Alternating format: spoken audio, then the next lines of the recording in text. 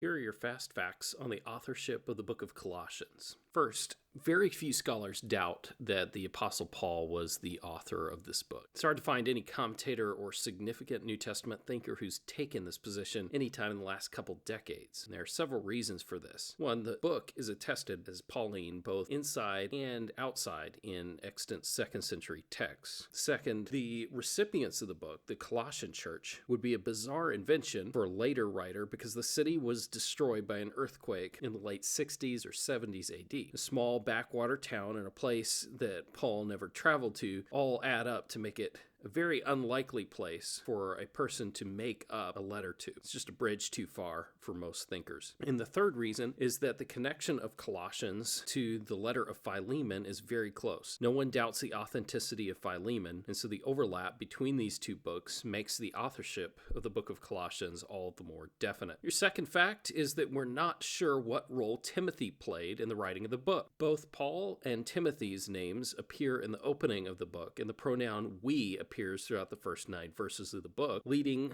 the late New Testament scholar F.F. Bruce to suggest that Timothy shared the, quote, responsibility of authorship, unquote, of the book. But it's important to note that the use of the we statements ends after verse 9. So what might Timothy's role have been in the production of the book? Chapter 4, verse 18 gives us a little hint. Paul jots down the last verse with his chained hand, implying that someone else served as his scribe. It seems possible that Timothy filled this role, assisting his father in the faith in the inscription of the book, and perhaps accounting for a little of the unique vocabulary and stylistic choices along the way. Your third fact is that the book of Colossians and the book of Ephesians share a lot of similarities. They have parallel phrases. One of the phrases found in chapter 4, verses 7 through 8 of Colossians is a verbatim parallel of Ephesians 6, 21 to 22. The structure of both books share some parallels, and both touch on some similar themes. So, which came first, the chicken or the egg? Which one did the real Paul write? It's important to make a couple caveats before jumping to any conclusions.